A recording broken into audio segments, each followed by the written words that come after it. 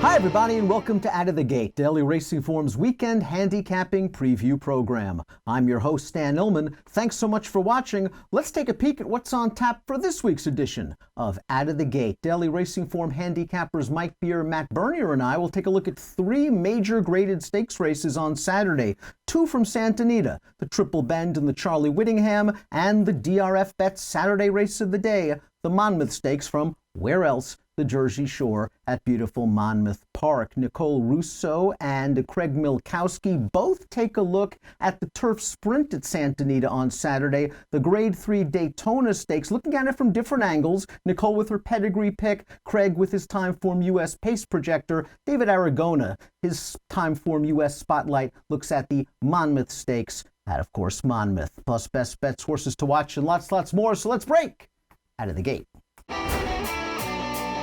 We begin out of the gate with our horse watch segment. Mike Beard, Naira analyst, you have a candygram for the folks at home. Candygram. Just won a 2X allowance. This is the second win in a row for Jimmy Jerkins and Centennial Farms. This is a horse who, he missed a lot of time after last summer as a 3-year-old. He came back off the layoff. And he had a really tough trip in one of his races down at Gulfstream Park. He won a 2-turn, 9-furlong race at Aqueduct, 2 starts back, and then he did this. They cut him back to a 1-turn mile. This isn't the strongest 2X allowance field in the world, but this horse took a big step forward in here. The pace was legitimate. He has it taken over right now, and he is going to dust this field through the final furlong. 97 Beyer speed figure. Off a performance like this, you feel like there's a stakes coming next. I don't know if they really want to try the Met Mile, the way that race is coming up, but this horse should be going into a stakes race off of this performance. Real consistent performer, in excellent form, certainly deserves a shot in a stakes race. Matt, Lost in the Shuffle on Preakness weekend was one of the more visually impressive performances that you'll see from a turf sprinter. Tell us about Wet Your Whistle. This is 2 straight races from Wet Your Whistle that are very eye-catching. And really, again, look, I'm not an expert with turf sprinters by any stretch of the imagination. My record speaks for that. But I do know a good horse when I see one. Let's take a look at the tape. This is the Get Serious on Sunday afternoon at Monmouth. He's about to take over the lead right now. I love the turn of foot from this horse. And really, we're showing you the stretch run. The far turn in this race in his run 2 starts back at Laurel is really when he gets into the run. His turn move is absolutely sensational. These races both at 5.5 furlongs. He buries this field. Vision Perfect was in here. It was a nice one for Jason Service. He was no match. 94 Beyer here for this horse, trained by Mike Trombetta. I got to be honest, I think this horse is continuing to improve. Wouldn't be surprised at all if you saw a graded stakes race coming up for him. On the Preakness undercard, 7-year-old Always Sunshine was scheduled to return from the layoff in the Maryland Sprint, a race he won in 2017. He scratched out of that race to opt for a softer spot at Delaware later in the week, and as we're going to see from the tape, you don't win any easier than this. He is returning off of a 5-month layoff as a new gelding, and he just split horses on the turn, took over the lead with no problem, and this is what a graded stakes caliber sprinter does to a bunch of optional claimers when he's feeling right. Not only did he win the Maryland Sprint in 2017, but he also won a couple of stakes in 2018, including a restricted one at Saratoga, before the connections got a little bit ambitious. Ran him in the Breeders' Cup Sprint, and it seemed he got sour towards the end of the year. If this race is any indication, he's not sour anymore. I'm not sure they're going to run him on the True North on the Belmont Stakes undercard, but this is a horse to keep an eye on in the graded stakes ranks, maybe in the grade 2s and grade 3s in the Mid-Atlantic area. That is Always Sunshine. Let's get to some handicapping. Saturday's DRF Bets race of the day is the Monmouth Stakes. Let's throw up the field for Saturday's DRF Bets race of the day. It's the Grade 2 Monmouth Stakes. $200,000 is the purse. It is carded as race number 11 at Monmouth. We're going 1 1/8 on the turf. Our coverage is presented by our friends at Monmouth Park. For expanded stakes previews of all the major races this weekend, please visit video.drf.com or the Daily Racing Form YouTube channel. It's a turf race, Matt. That means Chad Brown's going to be involved. The question is, which Chad Brown in this one?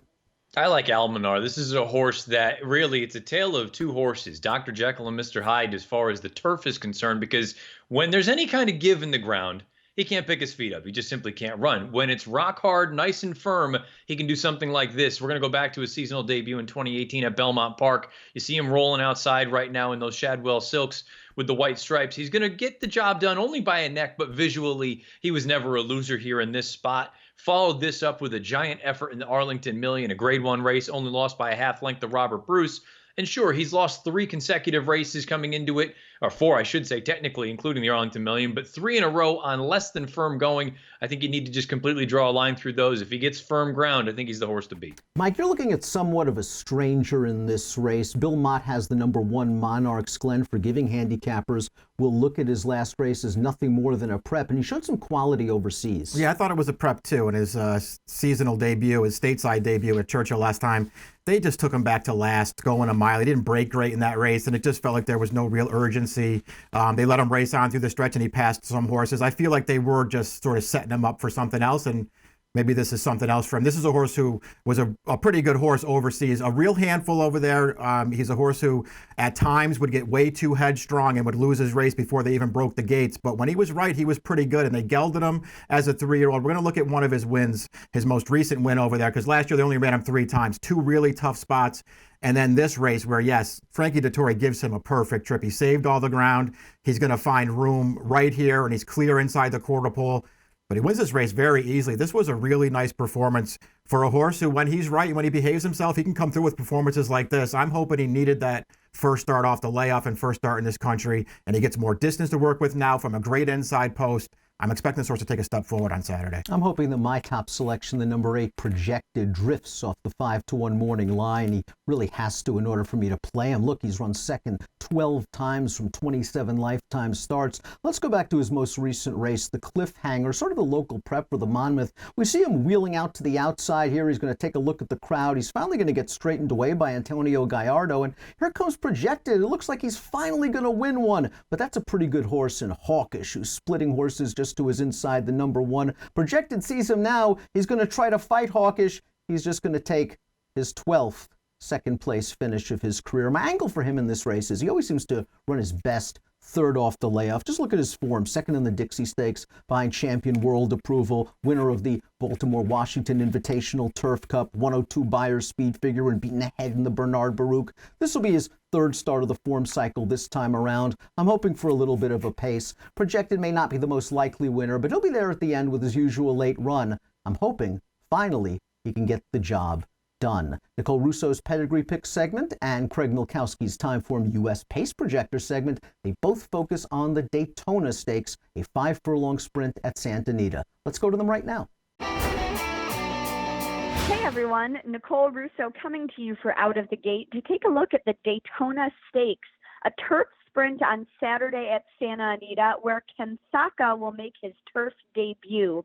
He is already a multiple graded stakes winning sprinter on dirt, so we'll turn to his pedigree for clues as to how he'll handle the new surface. Now, his sire, Jimmy Creed, won the Grade 1 Malibu on dirt, but was also a winner and Grade 1 placed runner on synthetic surfaces in California.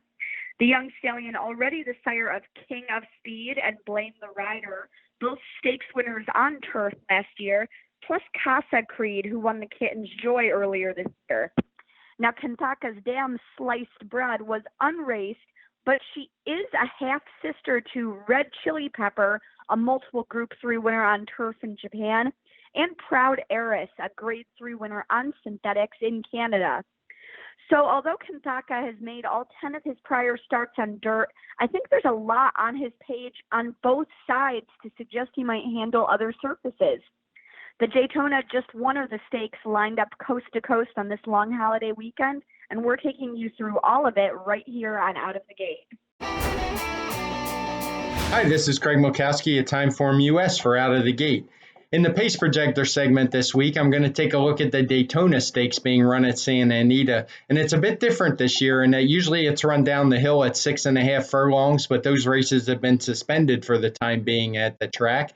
And this one will be run at 5 furlongs. In an oddity, it's a race where we're showing there's just not a whole lot of speed in this race. That almost never happens in these 5 furlong turf dashes. But you can see on our preview page, if you look at the running styles, you see nothing but closer, mid-pack, plotter, until you get to the very bottom and you see a horse listed with speed, and that's number 7, What's on the Agenda. He has a huge early speed advantage in here, a full 11 points over Horse Greedy. And you can see he's labeled that way in the Pace Projector in our upper right-hand corner. Let's take a closer look at that. And you can see the little blue box where it said see details actually translates to a race that we think is going to favor horses on or near the early lead. There's no real mystery to why, is at this abbreviated distance, when just seeing the running styles of the horses, it'll tell you that if there's any quality speed in here, they're going to have a distinct advantage.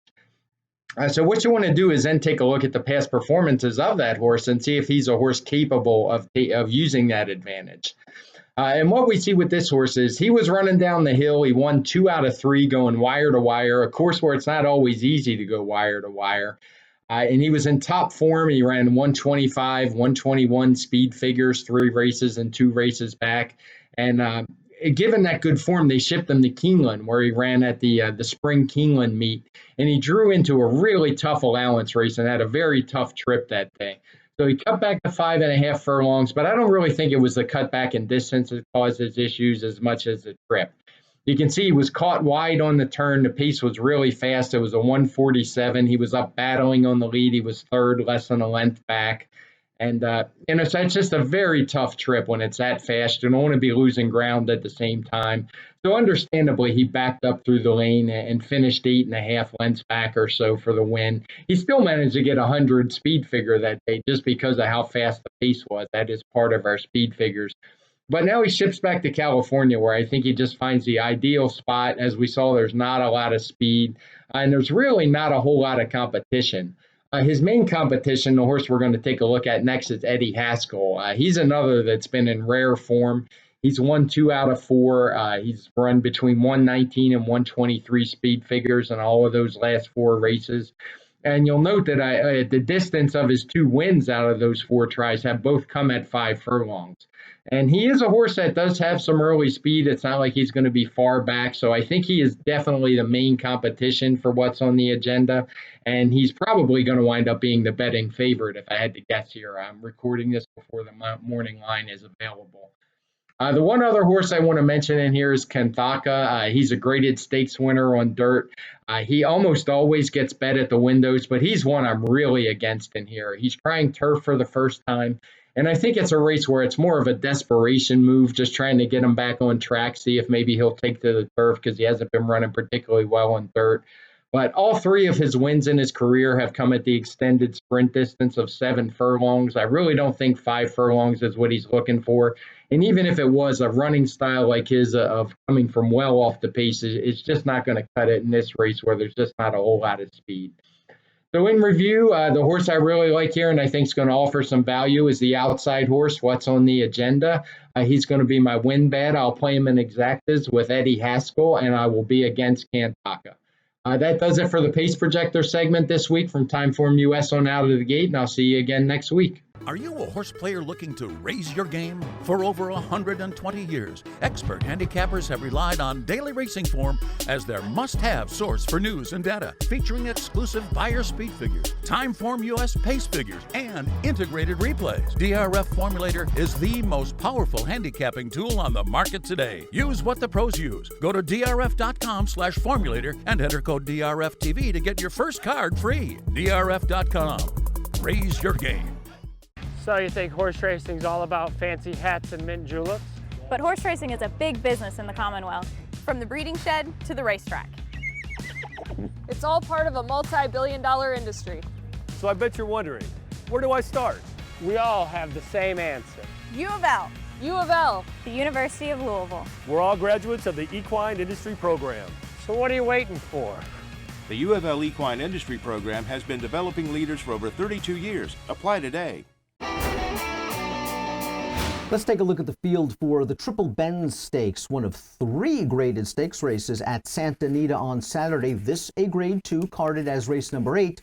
$200,000 is the purse. We are going 7 furlongs. For expanded stakes previews of many of the major races this weekend, plus lots more, please visit video.drf.com or the Daily Racing Form YouTube channel. Mike Bob Baffert has American Anthem going second off of the layoff. Good effort last time out, going a 1-turn mile at Churchill. Yeah, I thought he did run pretty well in there, a 1-turn mile. And I was going to get cut back a furlong to 7/8, and this is his distance. He's 4 for 5 in his career, over 7 furlongs with 3 graded stakes wins, and the rest of this field combined, 0 wins on the dirt at 7 furlongs. Let's see what American Anthem can do. We're going to go back and look at a replay of his most recent 7 furlong race. This is last year's San Carlos. This is last June at Santa Anita. And listen, he's going to have to grind this thing out. You see the horse that he's on the lead with is 40-1, but that's St. Joe Bay. He's a pretty nice horse. And American Anthem, he works hard for it, but he eventually get the better of St. Joe Bay at the end and pick up another graded stakes win. You know, he's got the rail in this race. We'll see what kind of trip he can work out, but he's just way the horse to beat in here. Matt, when there is one Bob Baffert in a graded stakes race in Southern California, there's usually another one lurking in the same field. You're not fiddling around. You're going with Nero. I've been a fan of Nero since he basically debuted and then broke his maiden. The thing with Nero that you have to keep in mind, he's a little bit of a quirky horse. He doesn't really appreciate getting hit with the stick, and he'll shut it down if you get into him too much. We're going to go back to his most recent run. This was an N2X race going 2 turns. This isn't the most impressive part. The most impressive part is rounding the far turn where he just looked like he could have gone off and won by 5. But take a look at Van Dyke. Very, very quiet as far as the handling is concerned because he doesn't want Nero to shut it down. I think this is a very talented horse, and I want to give him a shot here on Saturday. Yeah, I mean, I agree with Matt's take on this horse. I just feel like maybe he's finally in the right situation here, turning back a little bit. He's got a lot of speed, but he showed in that race right there that he doesn't really need the lead. If he can behave himself and take a little step forward here, I think he has a chance to beat his stablemate. I won't harp any more on Nero's merits. I picked him second in this race, but I want to give a chance to the number 7, The Hardest Way, well-bred son of Uncle Mo that's just had a whale of a time making it to the races. Let's go back to his most recent start. His first start in over a year, his first start for these connections, and this race was at Keeneland going 6 furlongs. He was in the bit from the start, pressing the pace early, now taking over and just putting the boots to the field. 103 Buyer's speed figure, maybe not the strongest race in the world, but considering the elongated layoff for The Hardest Way, I thought it was a nice effort. He draws outside some of the other speeds in here. I think he can work out a stalking trip, and best of all perhaps is that this horse hasn't missed a beat on the work tab since his most recent race. That's a feat for a horse that has missed a lot of time due to injury. I'll go with the 7, The Hardest Way, over Matt and Mike's top selection, the number 5, Nero. Let's stretch out, switch to the turf, and go for the Charles Whittingham Stakes at Santa Anita. We kick off a 50-cent late pick 4 at Santa Anita on Saturday with the Grade 2 Charles Whittingham Stakes, named after the late, great bald eagle of racing, the great trainer in Southern California. 1.25 miles on the turf, $200,000 is the purse. 7 o'clock Eastern is your approximate post time for expanded stakes previews of many of the major races all weekend long, and lots more. Visit video.drf.com or the Daily Racing Form YouTube channel. Matt Pace makes the race, often in these longer distance turf races. Prime Attraction draws the rail. He has got to go. And it looks like he might be one of the only horses that really has any desire to have the lead early on. This is a horse that we know what his game is. It's to go to the front and try to take him as far as he can. I think you're going to get the best version of him to date. We're going to go back to one of his better races in 2018. This is the Eddie Reed. He's down there on the inside right now. And look, he's going to battle on game lead. Considering he was all out for quite a while, to only lose by, less than a length or so between Catapult and Sharp Samurai. That was when Sharp Samurai was in good form. This is a good effort from this horse. If he can dial this up somehow on Saturday afternoon on the front end, he's very dangerous. Mike, in my opinion, the horse to beat's the number 3, Marky's Water. You could argue that he is the now horse in this race. Yeah, I think he might be the now horse in this race, especially when you look at his most recent start where they cut him back a little bit off a 1.5-mile try, and his first off a little bit of a layup. But let's look at that win right now. This is a 1.8 mile in an allowance company, but this horse fires a big shot from the top of the stretch to the wire here. I love the finish he puts in here. He's a horse who has won at 1.25 miles in the past. He's won at 1 3/8 in the past.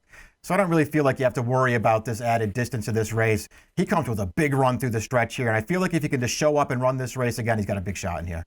Yeah, and I think the other thing that you have to like about Marky's Water in this spot, not only did he have that big late kick, but that came in a race where there was very little pace for him to run at 1 1/8. I liked everything about it. He may not be the most trustworthy horse, but I like him in here as well. Marky's Water is my second choice in this race. I also want to use my top selection, the number 7, Ashley Loves Sugar. And Ashley Loves Sugar is just an old war horse that you have to root for. Consider that he won this race in 2015. 2015 and 2017. He's not the same horse as he was back then, but he still can show up a good effort, as we just saw, only beaten a length by Marquis Water in that optional claimer, and I think he can pull off a good trip in this race.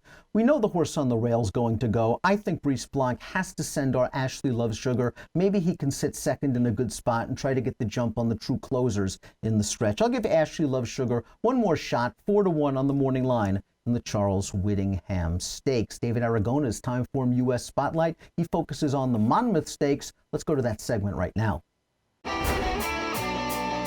Hi everyone, I'm David Aragona with this week's Timeform US Spotlight. I'm going to take a look at the Grade 2 Monmouth Stakes, which goes as race 11 on Saturday at Monmouth Park. It's going 1.125 miles on the Monmouth Park turf course, 4 older horses, and it's drawn a very interesting competitive field of 8 runners. Just looking through this group, there's no real standout. Number 7, Synchrony, is going to be the favorite in all likelihood, but Chad Brown's got a couple of runners in this race. There are many contenders to consider. We'll start out by taking a look at that likely favorite, the number 7, Synchrony. He's just a really honest 6-year-old horse. He only made 21 starts in his career. It seems like he's been around forever, though. He just shows up in a lot of these Grade 2, Grade 3 level stakes races and is often quite formidable in them. My one problem with Synchrony, though, is that I feel like he might be losing a step now at age 6. Going back a couple of years, he was capable of running some faster speed figures. I know he ran pretty well at the fairgrounds this winter, and he was legitimately compromised 2 back behind Bricks and Mortar in a race that just did not feature much pace whatsoever in that Mervyn Muniz. But last time out in the Turf Classic at Churchill Downs, he was a little wide, but I still thought he should have come with a better late run in that race. Perhaps the good turf course didn't really agree with him. I just feel like we've seen better from Synchrony in past years, and I'm not too afraid to look elsewhere in this race because people are going to gravitate towards this horse that they know is of this quality, and he might just be a little bit of an underlay in a field that is pretty competitive with many other horses to consider as alternatives. Chad Brown has 2 in this race. The one that I find slightly more appealing is the number 2, Almanar, because his other horse, the number 8, Projected, a nice horse in his own right, just isn't really a winning type. Almanar, he can win races. The problem with Almanar is he's not totally reliable, and he can be a very difficult horse to ride. Joel Rosario, who's his typical rider, is not riding him in this race, but he's a guy that really has figured out how to ride this horse well. You need to get Almanar covered up in the early going. You need to get him settled because he often gets way too rank and behind horses. The other key to Almanar is he really needs a firm turf course. He's just not quite as effective over anything less than firm going, and I think we saw that illustrated in each of his last 3 starts where he was on good going in the Shadwell, the Breeders' Cup Mile, and the Fort Lauderdale, and he just underperformed in all of those races. Last time out in the Fort Lauderdale, I don't know what it was that really got to him aside from the turf course, because he did get a pretty good trip that day, and it looked like he was going to run a good race, and he just had no punch whatsoever in deep stretch. He's coming back off a layoff here. He's got the ability to win a race like this. I just don't totally trust him. There's a little bit of rain in the forecast on Thursday into Friday down in New Jersey, so we'll see how the turf condition is playing. There are just some variables to take into account with a horse that is going to be a relatively short price as well. The number 1, Monarch's Glen, is a horse that I find pretty interesting in this race. I'm not picking him on top, but he's one that I want to fool around with a little bit because it feels like his first race in the U.S. last time out, the opening verse of Churchill Downs, that was just a prep race. If you watch the way that Rosario rode him that day, he just took him right to the back of the pack, made no effort to gain any ground around the far turn, and just basically rode him through the lane in a race that pretty much held together on the front end. So Monarch's Glen never really threatened to be a major factor in that race. He was past from tiring runners at the end of that race, but he was finishing up decently. He's going to really appreciate the stretch out to 1 1/8 miles because if you look at his British form, he was really best going distances between 1 1/8 miles and 1.25 miles. He ran as high as a 1:31 time form rating all the way back in June of last year in that Wolferton Stakes. He didn't quite match up against horses in the Grade 1 Champion Stakes in his final start in Europe. But this horse has shown his quality at the Group 3 level in the past, and I just feel like Bill Mott is going to have him primed to run a much better effort this time, although he does need a little bit of pace ahead of him because he's a horse that has no early speed whatsoever. And speaking of the pace, let's take a look at the Timeform US pace projector. It's not predicting a situation that's going to favor early leaders necessarily, but you do want to know that there is not a lot of speed in this race, and the only horses that really have the ability to be up towards the front are the number 4, Up the Ante, and the number 5, Irish Straight. I don't think Irish Harris Strait is quite good enough to win a race at this level, but I'm very interested in Up the Ante as he makes his second start off the layoff for Christophe Clement. This is a horse that showed real potential once he got on turf last year. He actually beat Raging Bull in the Manila Stakes last summer. Didn't quite get the mile and an eighth when they went that distance in the Saranac at the very end of the Saratoga meet, but I thought he ran a really nice race that day. Now he's returning as a 4-year-old. He has one start under his belt last time out in an optional claimer at Gulfstream Park. I just thought he didn't get the best rider trip that day. I thought Fergal Lynch coming around the far turn just allowed him to drop too far back. He didn't really hold his position because he was in a good spot and just allowed other horses that took pass him because they were making premature moves around him. He was finishing well at that race. Holiday Stone, the winner, just got the jump on him, but I liked the way that Up the Ante was passing horses at the end, given that that's not really something he's relished doing in the past. This time out, I think Rajiv Mirage is just going to send him to the lead, put him in front. That's how he's most comfortable racing. I think if he gets that comfortable trip on the lead, he might be able to see out this mile and an eighth distance. I've always thought this was a horse of high ability, and I'm not going to be surprised if he's able to improve on that 117 time Formula speed figure that he earned last time, because that was just his first start back. He already matched basically his best number as a 3-year-old in that 4-year-old debut, and I think this is the time that he's going to take that next step forward. And if he gets his time Formula speed figure up into low 120s, mid 120s, he's a threat to win this race. So I'm picking Up the Ante on top, hoping to get around that 6-1 morning line. So Up the Ante is my pick in the Grade 2 Monmouth Stakes on Saturday at Monmouth Park. Now let's send it back to the studio. Time for our best bet segment here on Out of the Gate. Mike Beer, Naira analyst. You're going to beautiful Belmont Park on Saturday. Race 6, 1X allowance race for filly and mare turf sprinters going 6 furlongs. I like the number 1 Moravia. This is sort of a wide open race. Only 6 of them entered for the turf, but you can make real cases for 5 of them. It's a kind of a wide open race. Moravia is turning back. Her stateside debut came at Keeneland in a 2-turn mile. Got really rank and headstrong early in that race, got stuck 4 wide around the track and finished last, but she didn't get beat that far in there. I thought it was an underrated effort. Now they're going to cut her back to sprint. Let's go back to her maiden win over in Ireland last year, where she had speed. She got to the lead in this race. She wins this race very easily. I thought this was a really impressive win. Her second start, her next start after this, they tried a Group 3 race where she chased Skitter Scatter, a horse who came back to win a Group 1 and a Group 2 in her next 2 races. And this horse ran really well in that race too. I think she's talented. I like her cutting back in distance in a wide open race, and she's 6-1 on the line. Matt, Nicole, and Craig already gave their thoughts on the Daytona Stakes. You're going with the distance specialist. Yeah, keep in mind this year it's at 5/8 of a mile, not 6.5 down the hill. And to me, Eddie Haskell just fits the race like just perfectly. This is a horse that 5/8 of a mile is exactly what he wants. It's when he does his best running. We'll look at his most recent run right now. Keep in mind, this is 6.5 down the hill, and there's a horse in front of him that he's chasing named Pee Wee Reese. And when Pee Wee Reese is on his game, he's tough to beat at 6.5, at 5, at a flat mile, you name it. I like everything about this turn back for Eddie Haskell. And again, the 5/8 distance, that's kind of the big thing for me. He's going to be the morning line favorite, likely to be the favorite come post time here. But I think there's only 2 true 5/8 specialists in this race. I think it's him and Brando, the bartender.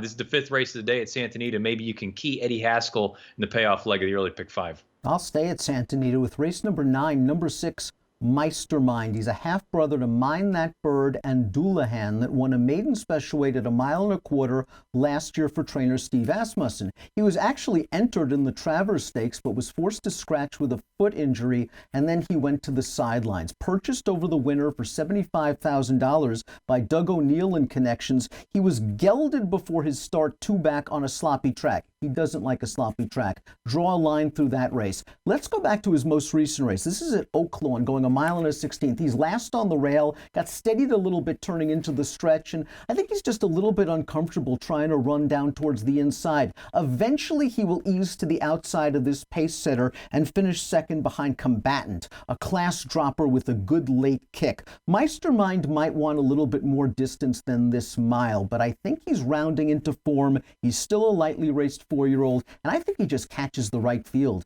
in this now winners of one other than. That's Santa Anita race 9, number 6, Meistermind, 4-1 on the morning line. We thank you so much for watching Out of the Gate, and we urge you to follow all of DRFTV's latest offerings on Twitter. Please follow at DRF Video for the latest news and notes from America's Turf Authority Daily Racing Form. Please follow on Twitter at DRF Inside Post. That's it for this week. Best of luck when your horses break out of the gate.